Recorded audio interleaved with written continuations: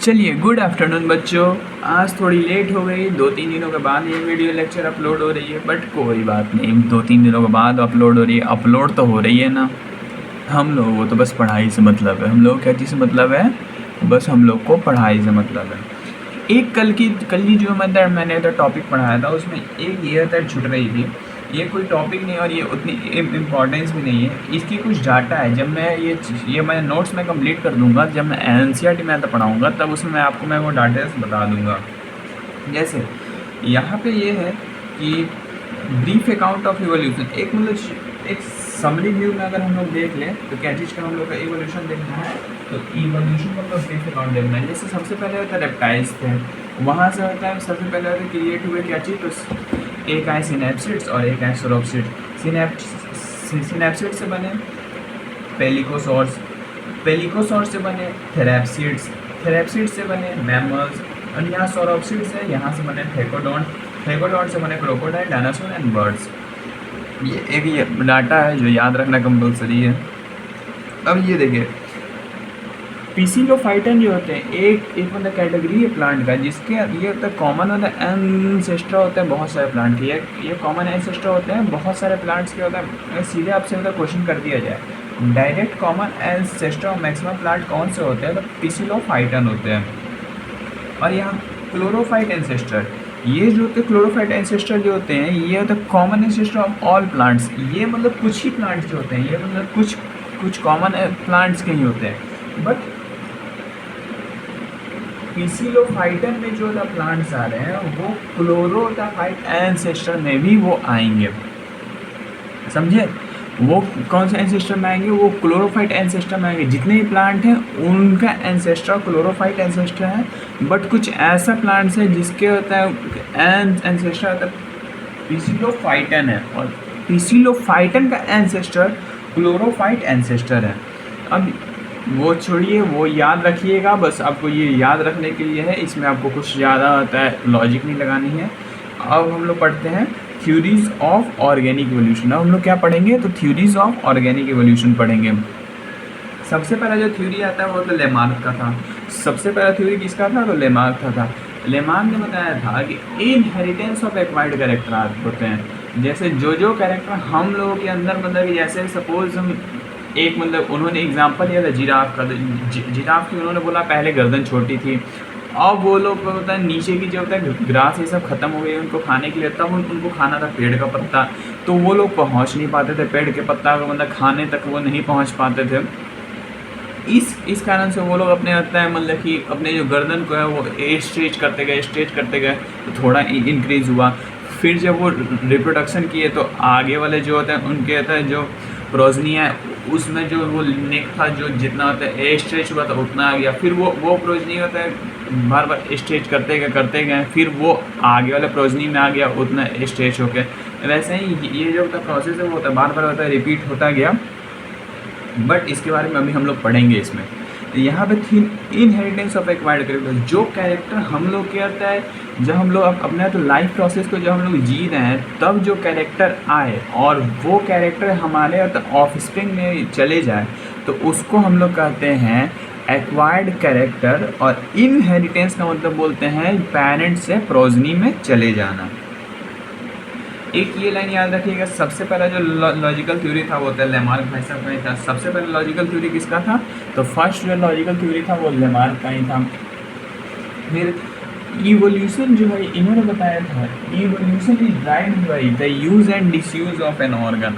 अगर कोई आदमी अपने और ऑर्गन का यूज़ कर रहा है तो वो आदमी वो ऑर्गन फंक्शनल रहेगा, और बाकी जो कोई उसका यूज़ नहीं कर रहा है तो उस आदमी में वो होता है ऑर्गन होता है का कोई यूज़ नहीं रहेगा। उस आदमी में कोई ऑर्गन का यूज़ नहीं रहेगा। जैसे उन्होंने एक बात बताया, सपोज जिराफ ने अपने गर्दन को स्ट्रेच करते गया तो उसकी जो गर्दन थी वो होती बड़ी हो गई।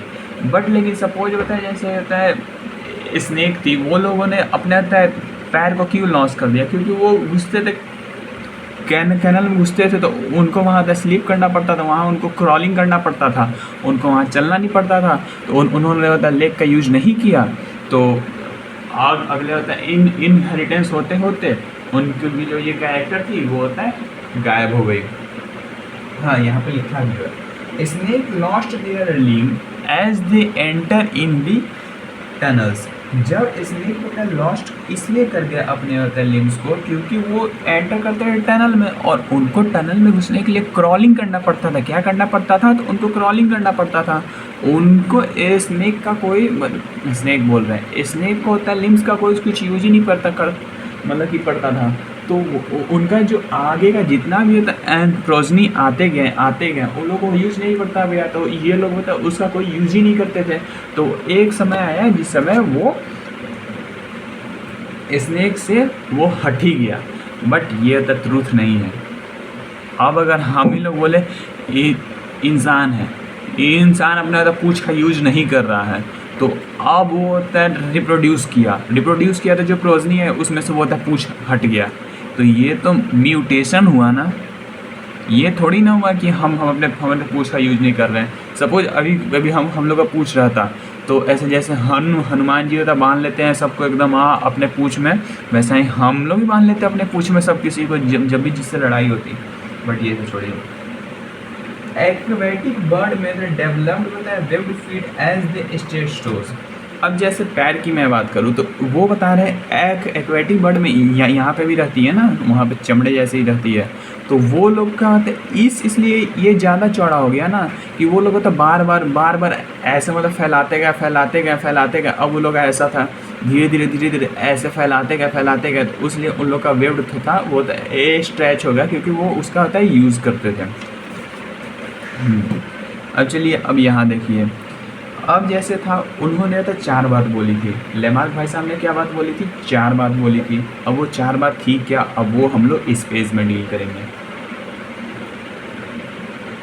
उन्होंने बोला कि इंटरनल वाइटल फोर्स होते हैं, इंटरनल वाइटल फोर्स होते हैं हर एक ऑर्गेनिज्म में। चलिए ठीक है, होते हैं तो होते हैं। अब उन्होंने एग्जाम्पल लिया जिराफ का। जिराफ के पास छोटा नेक होता है, छोटा नेक्स और द फोल्डिंग्स होता है, शॉर्ट होता है, उसके पास गर्दन होता है और उसके पास फोल्डिंग भी छोटा होता है, और ये ग्रास ईटर होते हैं। चलिए ये भी। फिर उन्होंने बोला कि ये तो बोल दिया कि इंटरनल वाइटल फोर्स। फिर उन्होंने बोला जब चेंज इन इन्वायरमेंट होगा तब new needs, doctrine of desire भी बोलते हैं हम लोग न्यू नीड को, और एपिटाइट भी बोलते हैं, तब वो होता है डेवलप होगा जिराफ में। चलिए ठीक है। तो उन्होंने ये नहीं बोला कि सिर्फ जिराफ में, मतलब उन्होंने ये बोला कि जब से ज़्यादा चेंज में होगा इन्वायरमेंट में, तब नया होता है नीड उत्पन्न होगा। अब सपोज अभी तक गर्मी आ रही है, अब हम लोग गर्मी पड़ रही है और अचानक से तो ठंडी आ गई, तो अब तो हम लोग अचानक से स्वेटर चाहिए ना। अब हम लोग को थोड़ी ना होता है बॉक्सर पैंट चाहिए या फिर होता है और सारी चीज़ें चाहिए जो गर्मियों में ज़रूरत पड़ती है। अब हम लोग को ठंडी के कपड़े चाहिए, तो हम लोग अब तो ठंडी कपड़े चाहेंगे, तो हम लोग का डॉक्ट्राइन ऑफ डिज़ायर या फिर एपेटाइट क्या हो गया? तो विंटर क्लॉथ। फिर यहाँ देखिए ग्रास छोटी होते गई, ग्रास को ये लोग खाते गए, तो अब तो छोटी होगी ना, तो छोटी होती गई, बट ये लोग के बस छोटी हो गई, तो अब ये लोग खाएगा। अगर ये लोग खाना नहीं खाएंगे तो ये लोग एक्सटिंक्ट हो जाएंगे। एक समय आएगा जिस समय इनका कोई भी होता है, कोई आगे का प्रोजनी होता बच नहीं पाएगा, तो इनको क्या चाहिए? लंबा गर्दन चाहिए, फोरलिम्स टू ईट लंबे होता है, गर्दन चाहिए और तब गर्दन चाहिए, और तब फोरलिम्स भी लंबे चाहिए। कि ये होता है मतलब पैर लंबा चाहिए, क्यों चाहिए होता है? पेड़ पे से पत्ते तोड़ के खा पाए। अब आप लोग को मैं ये बात, अब दिमाग में अब ये कमेंट मत करना कि सर हर्ष तो खा सकती थी ना, मान के चलो वो भी ख़त्म हो गया, श्रब्स भी ख़त्म हो गया, लास्ट ऑप्शन बस ट्री ही है। ठीक है, वो लेमार्क भाई साहब का कहना था, वो मेरा थोड़ा ना कहना था भाई। ठीक है, अब वो लोग करना चाहिए। फिर यूज़ एंड डिसयूज़, तो इन्होंने बोला जो ऑर्गन का वो अगर जो कोई भी इंसान अगर जिस चीज़ का यूज़ करेगा वो उसके में डेवलप होगा, और जो डिसयूज़ करेगा वो उसके वेस्टिजियल हो जाएगा। अच्छा ठीक है चलिए। तो जिराफ एंसेस्टर जो था वो stretch their necks and four limbs, और जिराफ के जो एंसेस्टर थे उनकी गर्दन इतनी लंबी क्यों हो गई? जैसे अब यहाँ जिराफ है, इसकी गर्दन 10 इंच की है, अब वो अपने नेक को स्ट्रेच करके 15 इंच कर लिए। अब वो 15 इंच, अभी ये टॉपिक इतना ही है। फिर यहाँ पे इनहेरिटेंस ऑफ एक्वायर्ड कैरेक्टर, और जो कैरेक्टर इनके पूरे लाइफ प्रोसेस में आया है वो आगे के होते हैं जो इनके जो प्रोजनी होंगे उसमें वो चला जाएगा।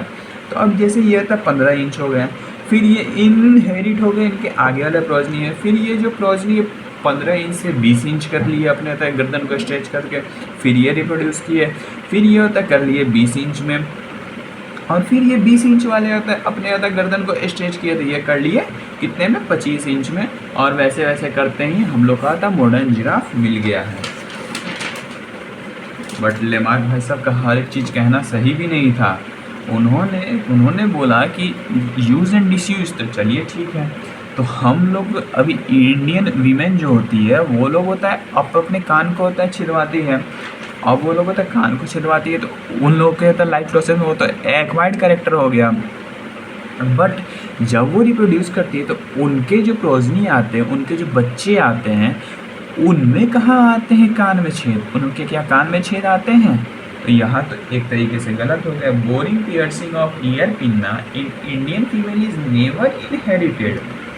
अब दूसरी बात, अब चाइनीज़ जो फीमेल होती है वो लोग अपने होता है पैर को होता है छोटी छोटी, उन लोगों की पैर बड़ी बड़ी होती है, तो वो लोग अपने पैर को छोटे छोटे करने के लिए वो लोग यूज़ करता है आयरन सू को। तो आयरन सू को यूज़ करता है, फिर वो जो लोग जब वो लोग रिप्रोड्यूस करता है तो उनके जो प्रोजनी आते हैं उसमें तो छोटी छोटी होता है पैरें नहीं आती है, तब यहाँ पे भी तो कहाँ इनहेरिट हुई।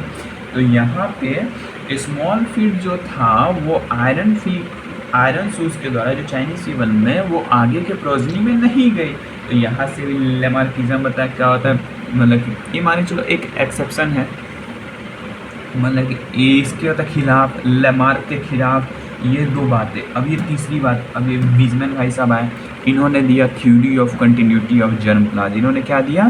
Theory of continuity of germ plasm. इन्होंने चूहे की बताया, पूंछ काट दी, पूंछ काटी, फिर वो चूहा को तो करवाया रिप्रोड्यूस। जब वो तक रिप्रोड्यूस कराया तो अगले चूहा में फिर पूंछ आई। ऐसी नहीं बात थी कि छोटी पूंछ आ रही थी या फिर लंबी पूंछ आ रही थी, सब में लंबी पूंछ ही आ रही थी। पहले पेरेंट्स में भी लंबी थी, जब वो काट दी तो फिर उसमें भी लंबी आ गई। अरे एक जनरेशन तक नहीं की है, 22 जनरेशन तक की है। बट टेल जो था ना ही वो ख़त्म होता था, ना ही वो मतलब टेल राइज तो होता ही था, और उसका साइज़ बहुत ही छोटा छोटा होता था। फिर इन्होंने बताया, वीजमैन भाई साहब ने बताया कि प्रोटोप्लाज्म में दो तरह के प्लाज्म होते हैं, एक जर्म प्लाज्म होता है और एक सोमैटोप्लाज्म होता है। सोमैटोप्लाज्म जो होते हैं वो प्रेजेंट होते हैं सोमैटिक सेल में। सोमैटोप्लाज्म कहाँ प्रेजेंट होते हैं? सोमैटिक सेल में। और जर्म प्लाज्म जो होते हैं वो प्रेजेंट होते हैं जर्म सेल में। ठीक है, चलिए अच्छी बात है, जर्म सेल में प्रेजेंट होते हैं। लेकिन यहाँ इन्होंने ये बताया कि change in somatoplasm are not heritable, but लेकिन जो होता है सोमैटिक सेल में जो होता है सोमैटोप्लाज्म प्रेजेंट रहते हैं वो आगे के होता है जो ये होता है रिप्रोड्यूस करेंगे तो उनके प्रोजनी में ये नहीं जाएंगे, उनके प्रोजनी में क्या होंगे तो ये नहीं जाएंगे। बट लेकिन चेंज जो होगा, अगर होता है कोई चेंज जर्म प्लाज्म में होता है तो वो आगे हेरिटेबल होंगे, वो आगे जाएंगे, वो आगे जो इनके प्रोजनी होंगे उनमें इनहेरिटेंस होगा उसका। ठीक है, यहाँ से लेमार्किज्म मतलब कि रिजेक्टेड हो गया। फिर आया नियो लेमार्किज्म आया। तो नियो लेमार्किज्म में तो ये बताएंगे जैसे चेंज होगा इन्वायरमेंट का, तो इन इन्वायरमेंट का चेंज होगा तो न्यू नीड डेवलप्ड होगी, जिसको हम लोग क्या बोलते हैं, डिज़ायर ऑफ पोटेंशियल डेवलप्ड होगी। तो चेंज होगा सोमैटोप्लाज्म में, फिर वो तो ट्रांसफर हो जाएगा, फिर चेंज ही होता है जर्म प्लाज्म होगा। तो यहाँ तो पहले ही इन्होंने बता दिया वीजमैन ने सब कि सोमैटोप्लाज्म होता है हेरिटेबल नहीं होता है। तो यहाँ से कैसे हेरिटेबल हो जाएगा? फिर वो होता है चेंज इन जर्म प्लाज्म कैसे हो जाएगा? सोमैटोप्लाज्म हेरिटेबल होता ही नहीं। तो यहाँ से नहीं होता, सीधे होता है गलत, हम लोग को होता है प्रूफ मिल गया। But no longer evidences supported and hence neo Lamarckism was also debated. फिर बताइए, इसको होता है कोई भी चीज़ होता है, कोई भी इसका प्रॉपर एविडेंस नहीं मिल पाया, जिसके कारण ये भी होता है जो थ्योरी था वो भी होता है डिस्प्रूव हो गया। हम लोग कुछ पढ़ लेते हैं डार्विनिज्म के बारे में, फिर अगले क्लास में डिस्कस करेंगे। लेक्चर बनेगी हम लोग की वही 20 मिनट की बनेगी। अब चलिए, अब ये डार्विन भाई साहब, लेमार्किज्म के बाद में कौन से भाई साहब आए? तो डार्विन भाई साहब से आए। इन्होंने बोला एसेंस ऑफ डार्विनिज्म जो था ये था, मतलब डार्विन भाई साहब ने जो थ्योरी दिया वो क्या चीज़ पे दिया? तो उन्होंने जो थ्योरी दिया वो नेचुरल सिलेक्शन पे दिया। उन्होंने बताया कि दो की पॉइंट है डार्विनिज्म का, दो ठो होता है। एक की पॉइंट सबसे पहला है नेचुरल सिलेक्शन और एक है ब्रांचिंग डिसेंट्स। अब नेचुरल सिलेक्शन क्या होती है, नॉर्मल डिसीजन क्या होती है, अब हम लोग आगे बात करेंगे। फिर उसके हम लोग बात की कि चार्ल्स रोबर्ट डार्विन जो थे, उन्होंने मतलब डार्विन का पूरा नाम है चार्ल्स रोबर्ट डार्विन। वो एक शिप की यात्रा पे निकले। अरे वो खुद निकले थे, कुछ वो ऑब्जर्व करने के लिए निकले थे ऑन अ वोयर। और वो कहाँ कहाँ गए, ये 4 प्लेस याद रखिएगा। साउथ अफ्रीका गए, ऑस्ट्रेलिया गए, साउथ अमेरिका गए एंड गैलापागोस आइलैंड पे गए शिप से। और वहाँ घूमे, हर जगह के डिफरेंट जो वहाँ के हैबिटेट था, जो इन्वायरमेंट था, वो सबको एब्जॉर्व कर रहे थे वो। और ये नाम याद रखिएगा, शिप का नाम क्या होता है, HMS बीगल पे वो होता है जर्नी कर रहे थे।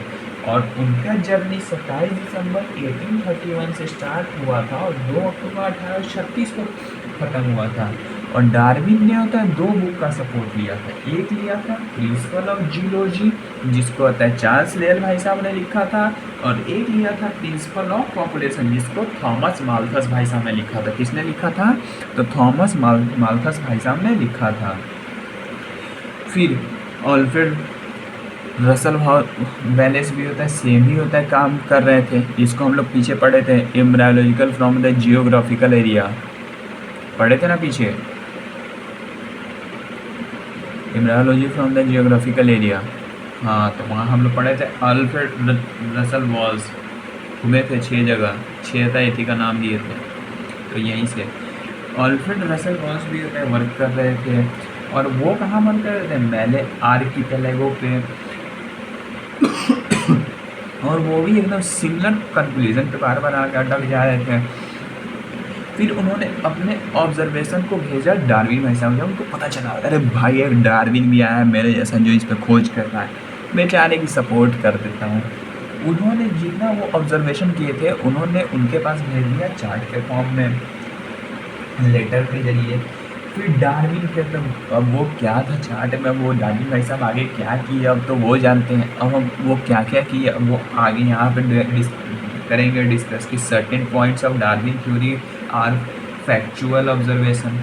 जैसे डार्विन ने बुक दिया on the origin of species by means of natural selection, पूरी नाम है इस बुक की, on the origin of species by the names by the means of natural selection. But हम लोग और ओरिजिन ऑफ स्पीसीज ही देता है ऑप्शन में, या फिर आप बोर्ड की एग्जाम दो जो चीज़ में ओरिजिन ऑफ स्पीसीज ही देगा। सर्टेन जो पॉइंट्स था डार्विन थ्योरी का और बता फैक्चुअल, कुछ जो पॉइंट था डार्विन थ्योरी का वो होता है फैक्चुअल था, जिसको अब हम लोग नेक्स्ट क्लास में डिस्कस करेंगे। अगले क्लास में हमारी एम रहेगी कहाँ पे कंप्लीट करने के लिए, नियो डार्विनिज्म तक बोटलनेक इफेक्ट तक कंप्लीट कर लेने का। उसके बाद हम लोग की एम रहेगी, उसके बाद एम रहेगी हम लोग की स्पेसिएशन कंप्लीट कर लेने का। स्पेसिएशन कंप्लीट करने के बाद हम लोग की एम रहेगी पूरी चैप्टर ही कंप्लीट कर देने का। और कुछ कुछ चीज़ें हैं जो मैं ये नोट्स में इंक्लूड नहीं किया हूँ और उनको मैं आपको NCERT पढ़ाऊँगा। ये ज़्यादा से ज़्यादा आपकी जो लेक्चर जाएगी वो 2 से 3 लेक्चर जाएगी, नहीं 2 से 3 नहीं, मैं इसको 2 ही लेक्चर जाने दूँगा। आज तो थोड़ी काम है तो मैं इसलिए 18 मिनट का ही लेक्चर बना रहा हूँ, बट मैं इसको 2 लेक्चर जाने दूँगा। आप लोग टेंशन मत लो। और मान के चलो तो हाँ, आप लोग की मैं ये भी बता देता हूँ कि सैटरडे को ह्यूमन हेल्थ एंड डिजीज़ की क्लास आ रही है NCERT की।